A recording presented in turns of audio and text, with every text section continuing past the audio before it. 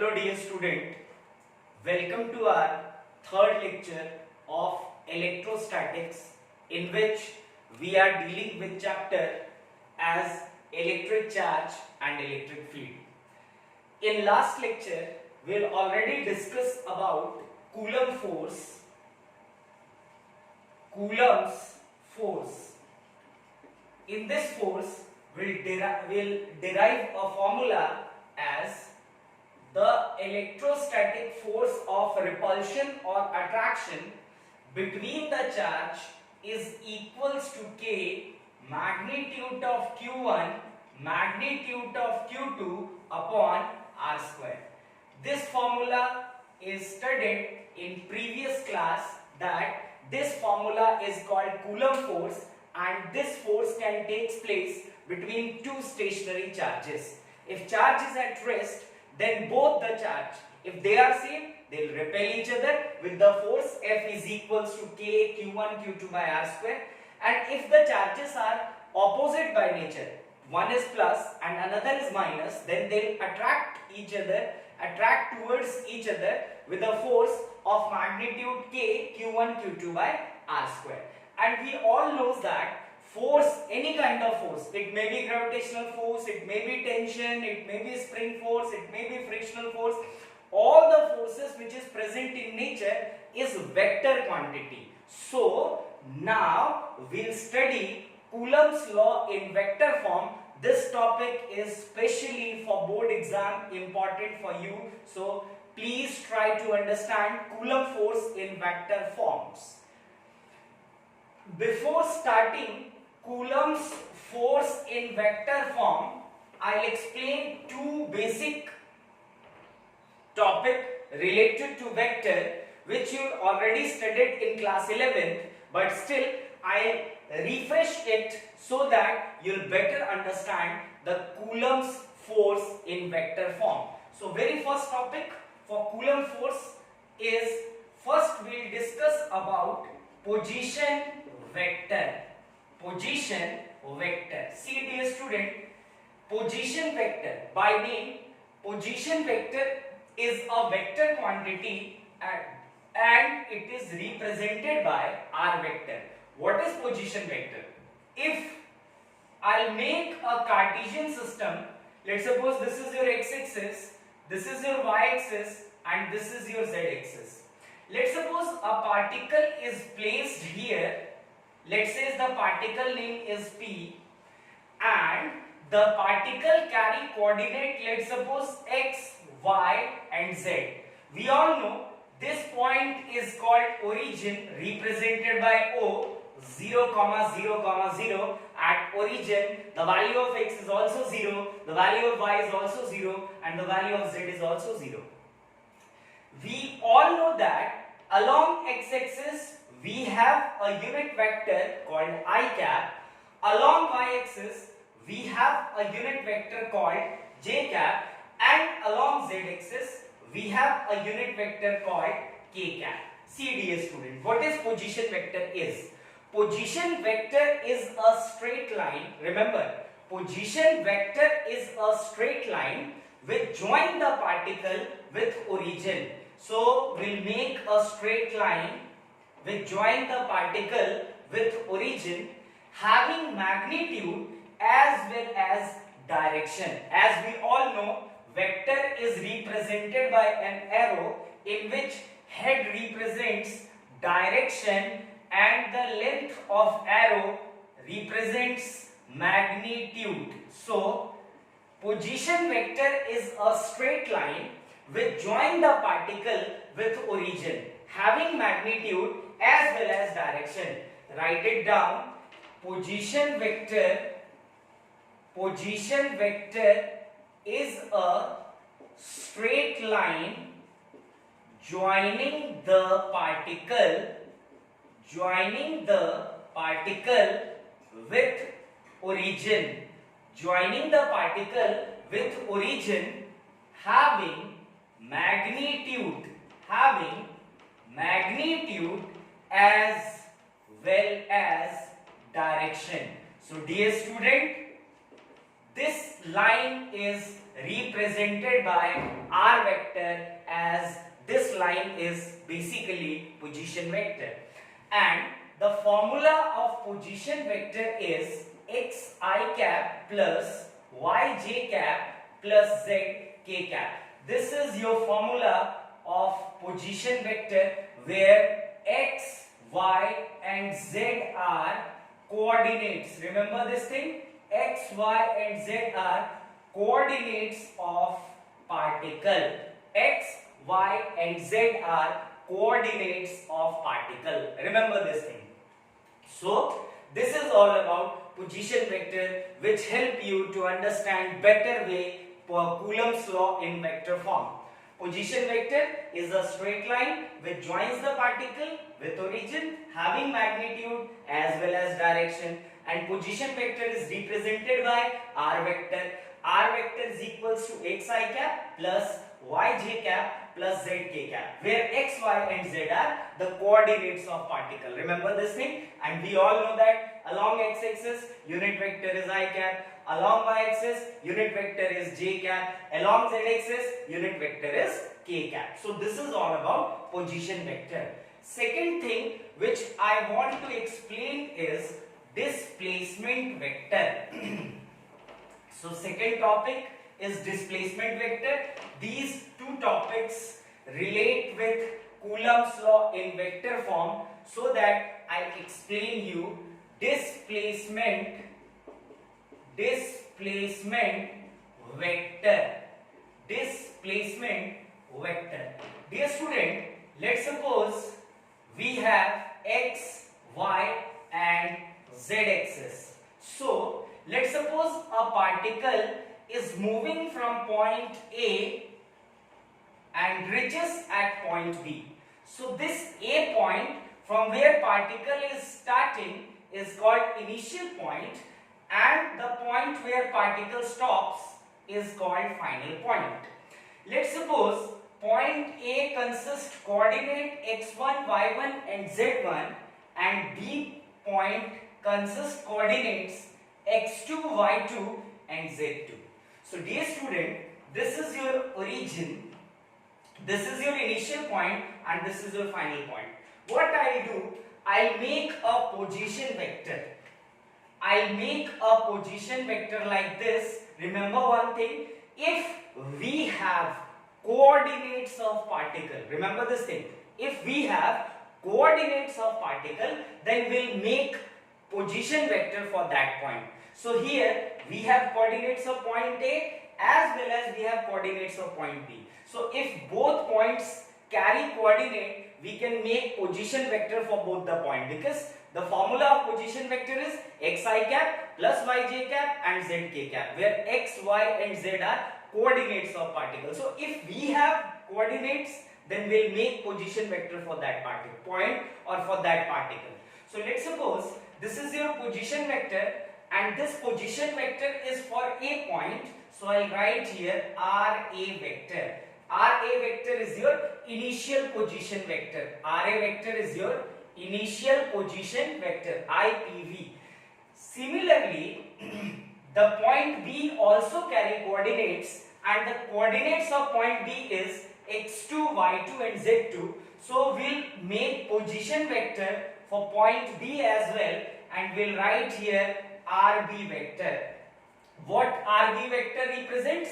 This is your final position vector. So we have 2 points, point A and point B. Both the points carry coordinates. So what we'll decide? We'll decide as the point consists coordinates. So let's make position vector. We'll make position vector for point A as well as we'll make position vector of point B. Here is your RA vector, that is initial position vector, or we can say position vector of point A, and here is your RB vector, which is position vector of point B, or also we can say final position vector. So if I write RA vector, as we all know, the value formula of position vector is xi cap plus yj cap plus zk cap. So if I want to write the position vector of a point, that is RA vector. Its x coordinate is x1, y coordinate is y1 and z coordinate is z1. So we'll write x1 I cap plus y1 j cap plus z1 k cap. And we'll write position vector for point D as well. So we'll try to write it yourself, x2 I cap plus y2 j cap plus z2 k cap. So this is your position vector of point A and point B. So dear student, in 11th class you already studied about displacement vector. So what is displacement vector? Displacement vector is shortest path. You all know about displacement vector.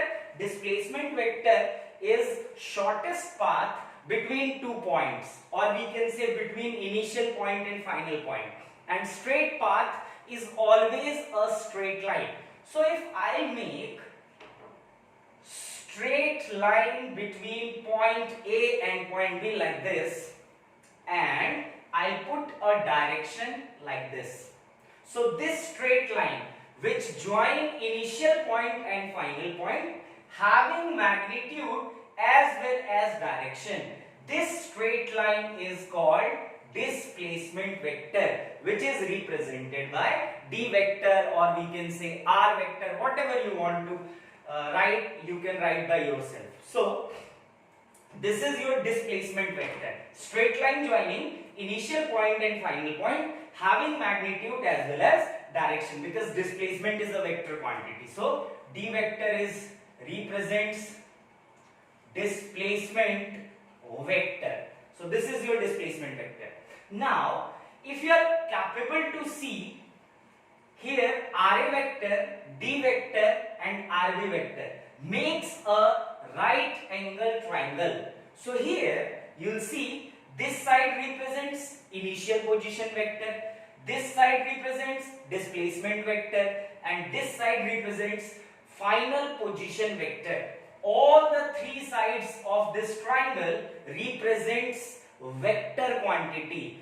So we can apply here triangle law of vector addition. As you are in 12th standard, you already studied about triangle law of vector addition in class 11th. So try to understand again by triangle law of vector addition. What is triangle law of vector addition, dear student? This is sum of two regular vector is equals to third vector. Sum of two regular vector is equal to third vector. Sum of two regular vector is equals to third vector. And what is the meaning of regular vector? Regular vector means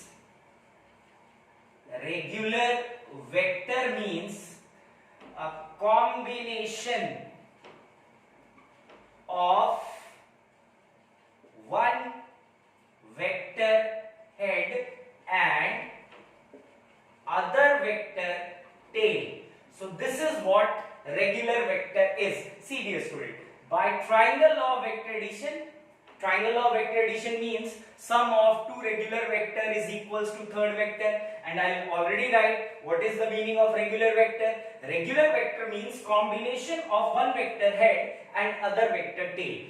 That means, let's suppose if we move along RB vector.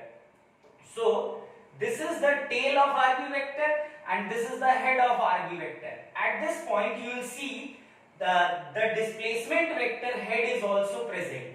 So these two vectors are not regular vector, because regular vector means combination of one vector head and second vector tail, not head or tail. So at this point you will see RB vector, head of RB vector and head of D vector collapse.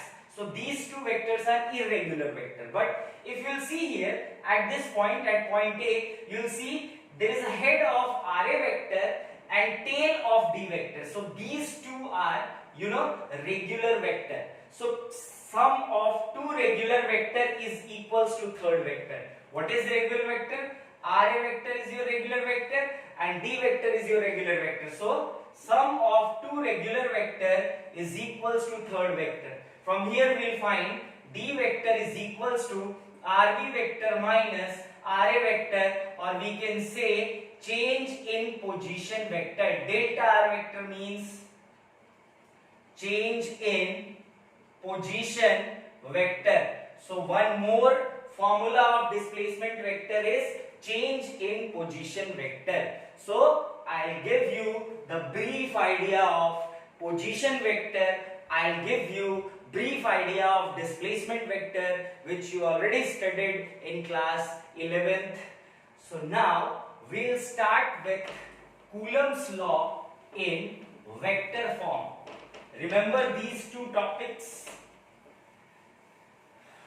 which relate you in Coulomb's law.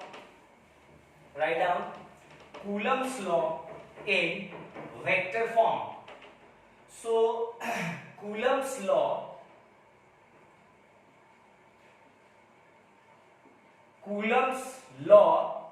in vector form. Dear student, in this topic there are two topics.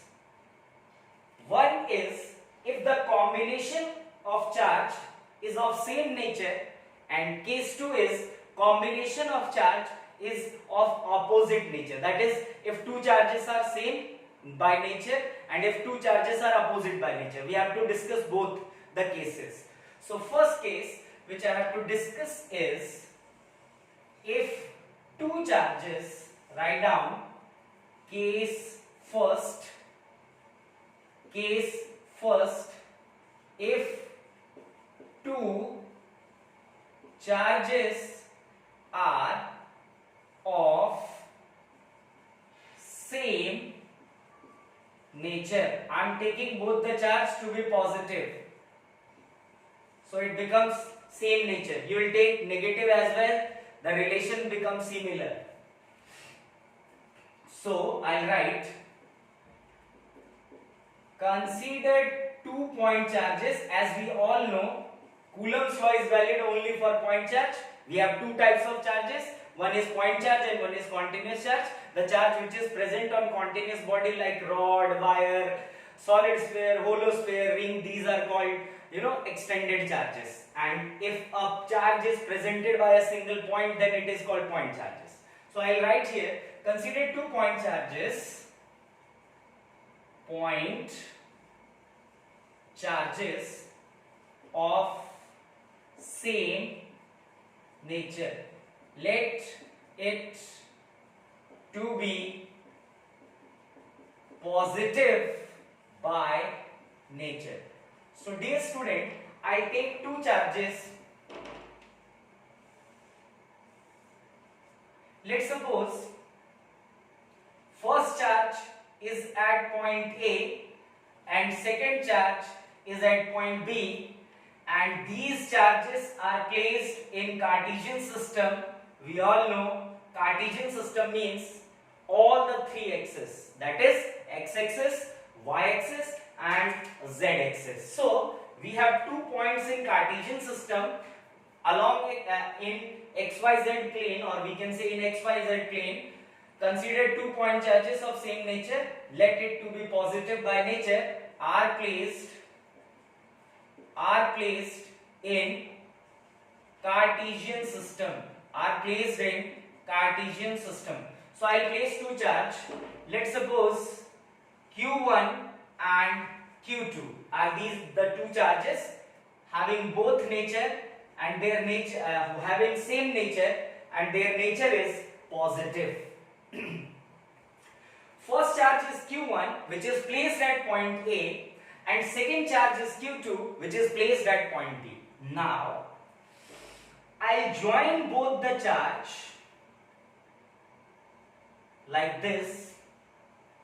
This is the line joining the center of the charges. As we all know, Coulomb force is always acts line joining the center of the charges. That's why I'll make a line which join the center of both the charges, that is Q1 and Q2. So from next point is, I already told you that if we have any point placed in Cartesian system, then we will able to make the position vector for that point. So what I'll do, I'll make position vector of point A, which is considered to be initial point, and we'll make a position vector for point B, which is considered to be final point. So position vector is a straight line which join the particles with origin. So I'll join point A with origin by giving a mark of arrow so that it represents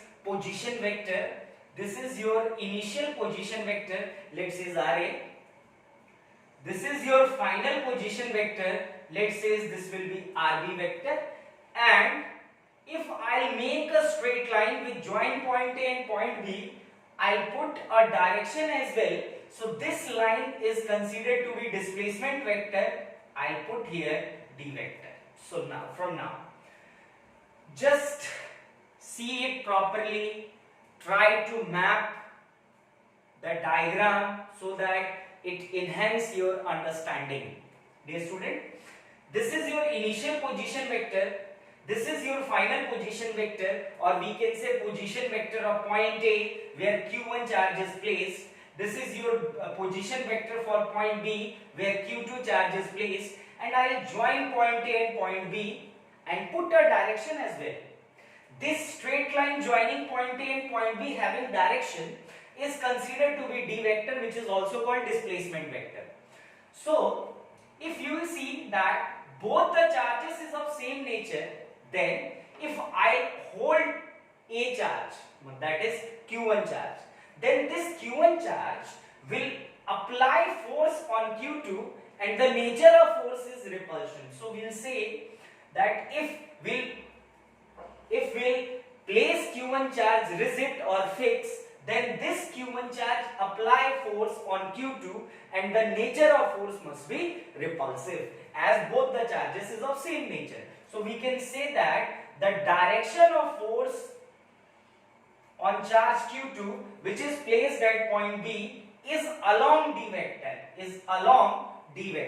So I'll write here as both the charges are of same nature, hence force of repulsion takes place.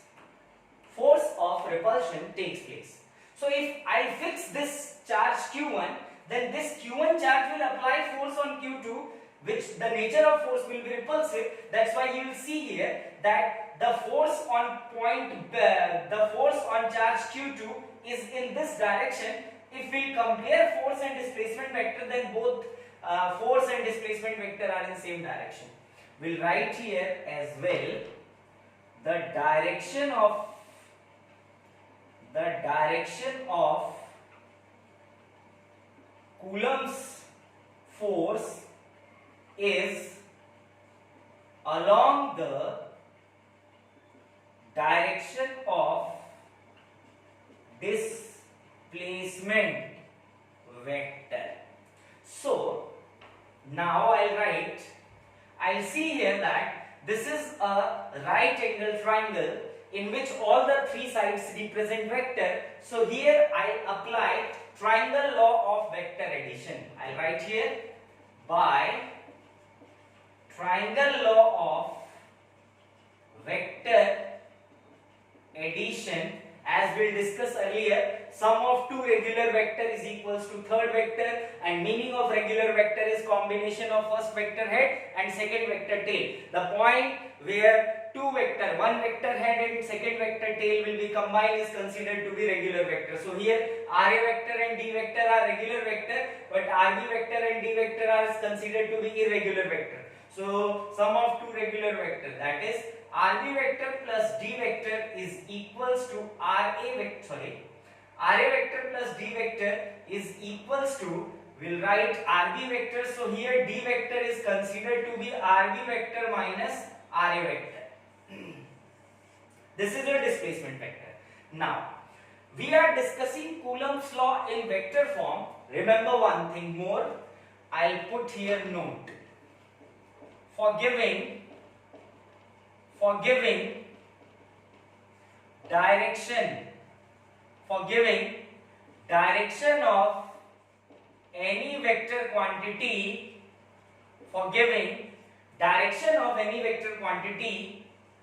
we use unit vector. So remember this thing. If we have a vector quantity and we wish to give the direction to that vector quantity, because we all know that vector quantity carry both magnitude as well as direction. So if you want to give the direction of any vector quantity, you have to use unit vector.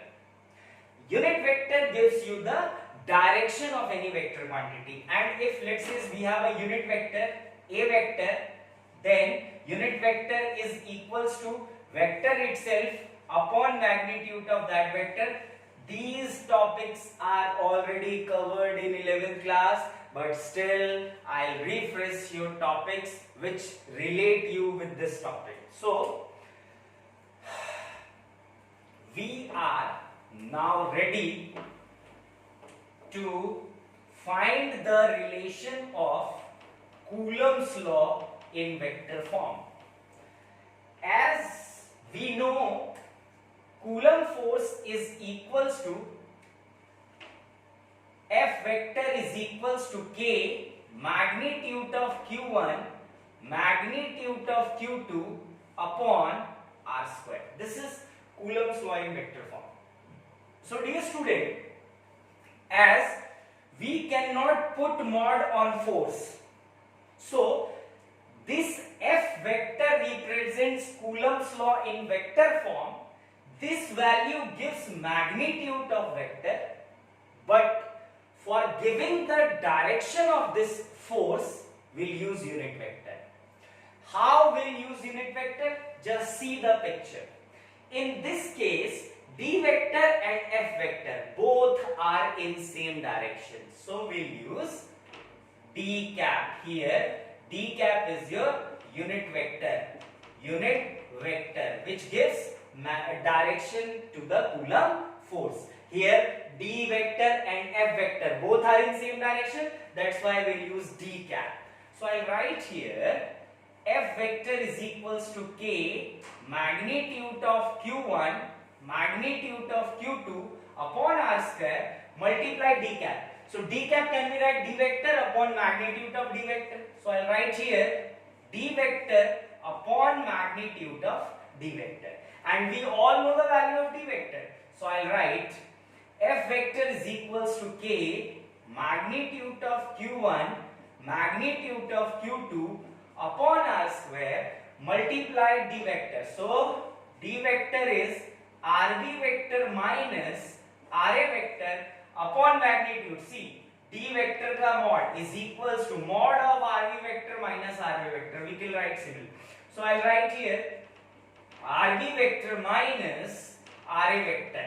Mod of RB vector minus RA vector. Now, if you see that R is basically distance between the charges, that is Q1 and Q2.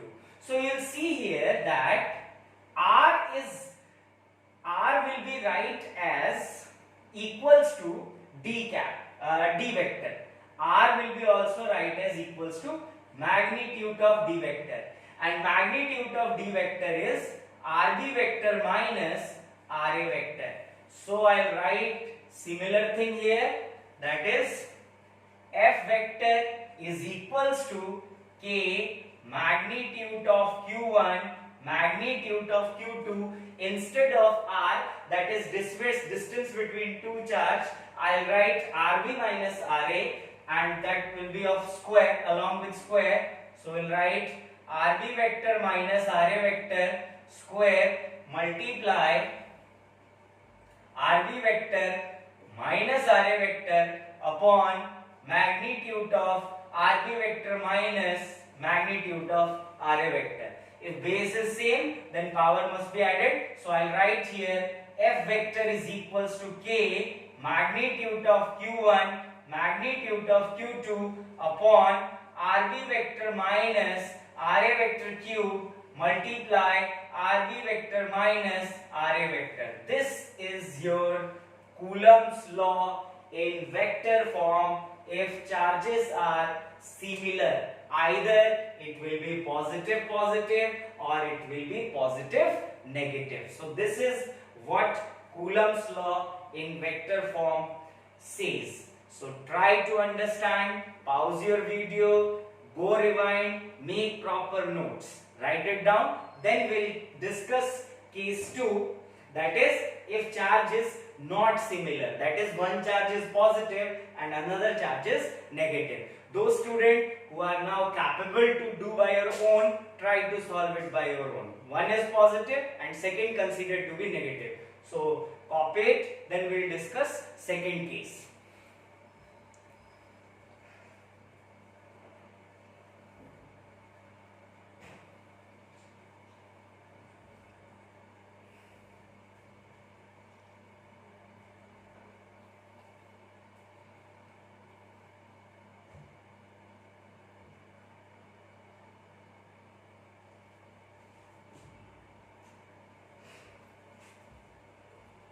I hope you all understand case first if charges are similar.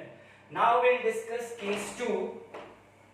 Write down case 2 if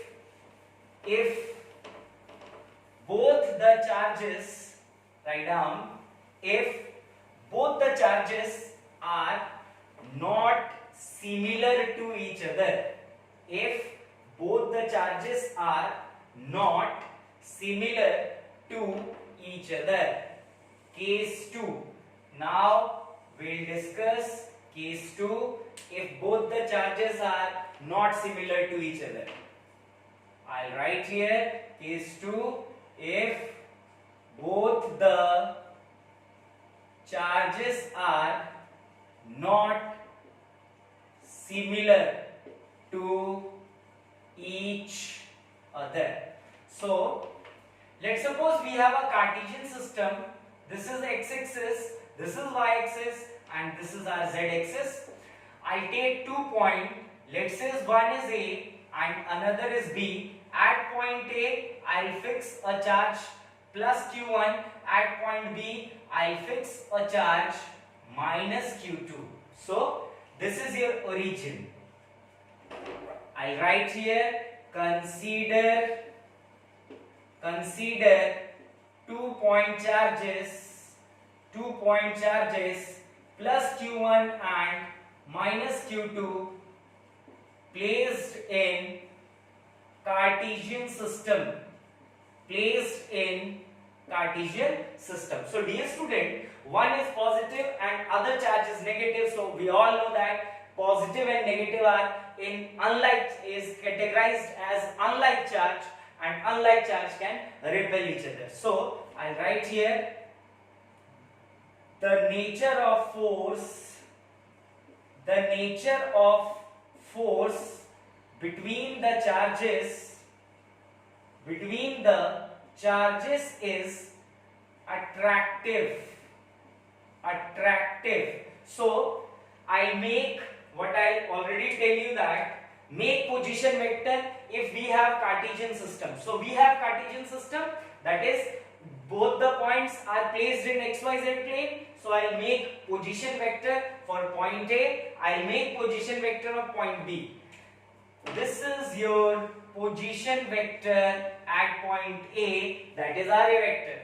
This is your position vector for point B, that is RB vector. And if we'll join A point and B point and give that straight line and give it a direction, then this straight line along with direction is considered to be D vector, or we can say displacement vector. Now I'll join the center of both the charges. As we already know, the Coulomb force always acts line joining the center of the charges. So here, dear student, if I fix Q1 charge is fixed, it is stationary, then what we'll see, we'll see that this is your positive charge and this is your negative charge, and this charge is fixed, this charge is movable. So what we'll see, this charge will attract Q2 towards its position. So the direction of Coulomb force will be like this. On Q2 we'll write like this. So here the displacement vector, the direction of displacement vector and Coulomb force both are opposite by nature. So I'll write here the direction of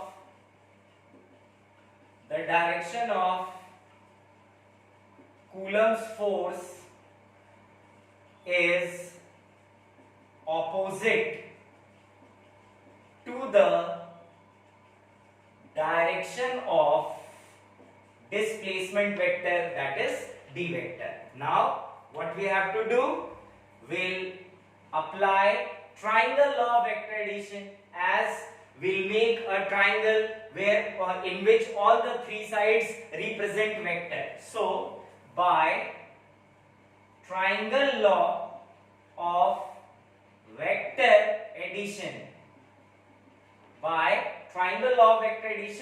that is sum of two regular vector is equals to third vector. And what is the meaning of regular vector? It is combination of one vector head and second vector tail. So I'll write here RA vector plus D vector is equals to RB vector. So D vector is equals to RB vector minus RA vector. This is the value of displacement vector. So now by Coulomb's law, that is F a vector is equals to K magnitude of Q1 magnitude of Q2 upon R square, and I already tell you that this is the magnitude of Coulomb force, this value K Q1 Q2 by R square, this is magnitude of Coulomb force. But as we all know that force is a vector quantity, similarly Coulomb force is also a vector quantity. So we have, if I am writing Coulomb's law in vector form, then along with magnitude we'll put some direction, and for given direction in physics we'll use unit vector. So here you'll see, dear student, that force, Coulomb force and displacement vector are opposite. So here I'll write minus d cap. Remember this thing, negative sign represents the direction of Coulomb force and displacement vector are opposite to each other. I'll write here negative sign indicates that Coulomb's force and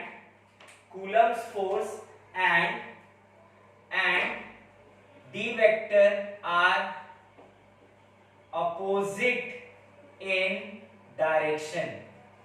Coulomb force and D vector are opposite in direction, because here the force is not repulsive, the force is attractive. If I fix Q1 charge, then this Q2 charge experience force towards the direction of Q1, because one is positive and second is negative. So I'll write here, as we all know that D vector, if I take the magnitude of D vector, it will be magnitude of RB vector minus RA vector, and R is equals to D. So I'll write here F vector is equals to K magnitude of Q1 magnitude of Q2 upon R square, along with negative I'll put negative this side, multiply D cap. So what is the meaning of D cap? Vector itself upon magnitude of vector, that is D vector upon magnitude of D vector, and we all know that R is equals to magnitude of D. So I'll write F vector is equals to minus K magnitude of Q1 magnitude of Q2 over, instead of R I'll write magnitude of D vector and square multiply D vector, it is RB vector minus RA vector.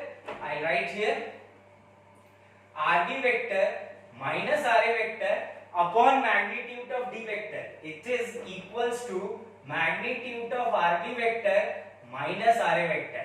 Instead of D, again I write same thing. So F vector is equals to minus K magnitude of Q1 magnitude of Q2 upon RB vector minus RA vector square multiply RB vector minus RA vector divided by magnitude of RB vector minus RA vector. So if base is similar, then power must be added. So I'll add here. The final relation will be, try to solve by your own. It is F vector is equals to K magnitude Q1 magnitude Q2 along with minus sign. This is square, here power is 1, so it will become raised power 3.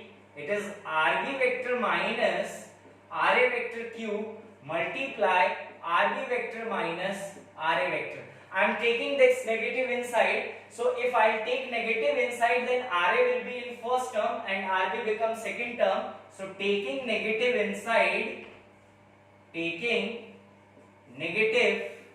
inside, RA comes this side and RB goes in this side. So F vector is equals to K magnitude Q1 magnitude Q2 over RB vector minus RA vector raised power 3 multiply RA vector minus RB vector.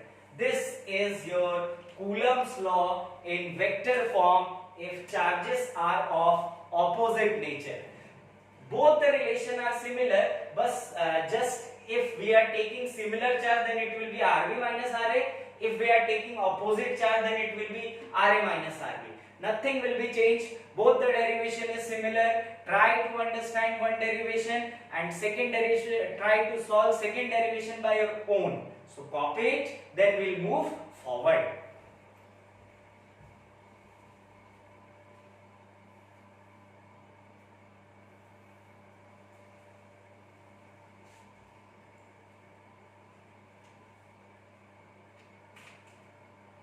I hope you all understand the vector form of Coulomb's law. After this,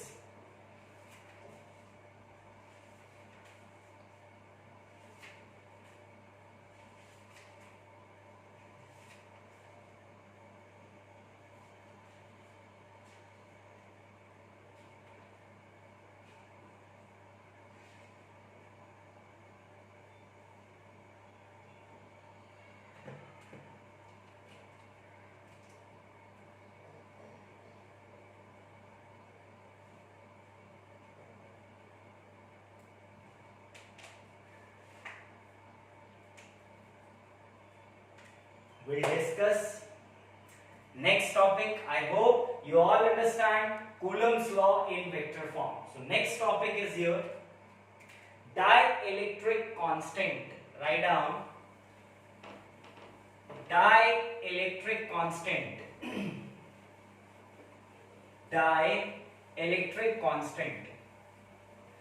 This topic is very important, but here we'll study dielectric constant in very limited manner. But in second chapter of unit electrostats, that is in chapter 2, we'll discuss dielectric in very huge format. So write down dielectric constant. Dielectric constant. You might be hear this term in your chemistry subject. Dielectric constant. This dielectric constant is also called relative permittivity. Relative permittivity. Dielectric constant is also called relative. See, relative means with respect to some other term. If I am asking that, let's suppose I am taking an example, let's say a bus is there which is moving with acceleration a person is sitting, one more person is sitting along with person A, and one more person is there who is standing called C. If I am seeing A and B, then I'll say with respect to B, A is at rest. This statement is also pronounced as relative to B, A is at rest, but relative to C, A is in acceleration or A is accelerating. So, meaning of relative means with respect to other. Write it down. Relative means with respect to other. With respect to other. So, here we are studying dielectric constant, or dielectric constant is also called relative permittivity. Relative permittivity. So, just try to understand. Let's suppose we have 2 point charges. One is Q1 and other point charge is Q2, separated by a distance r. Right now, between the charges, case first, I am writing case first, between the charges, air, or we can say vacuum, is present in form of medium. So we have 2 point charges. Let's suppose both the charges are positive. It may be negative, it may be positive, it may be positive, negative. So what I am writing here, what I try to express here is we have 2 point charges. Let's suppose one is Q1 and another is Q2, separated by a distance r, and between the charges nothing is there, or we can say air is present. So we all know that Coulomb force, I'll write here, Coulomb force in air is equals to K magnitude of Q1 magnitude of Q2 upon r square. Instead of K, I'll write 1 upon 4 pi epsilon naught. Remember, I'll already tell you epsilon naught is called medium constant. Epsilon naught is called medium constant. This medium constant is also called permittivity in free space. Permittivity in free space.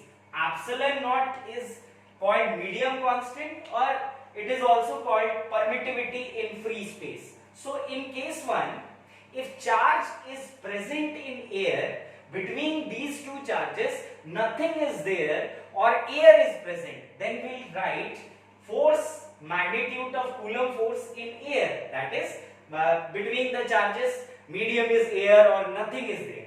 So 1 upon 4 pi epsilon naught, where epsilon naught is permittivity in free space. Remember this term, permittivity in free space.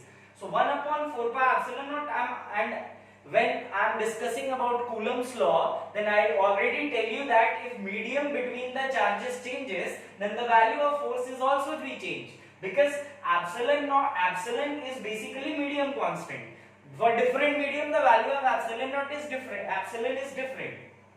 So in case 2, I am putting this whole structure in any medium. Let's suppose I pour Q1 and Q2 in water. Between the charges, medium is present. So I'll write here magnitude of force, presence of medium is equals to, see, I'll write 1 upon 4 pi epsilon m. Here epsilon m represents permittivity of medium, whatsoever medium is present between the charge. I'll write magnitude of Q1 magnitude of Q2 upon r square. Epsilon m is what, beta? It is permittivity of medium, whatsoever medium is present between the charge.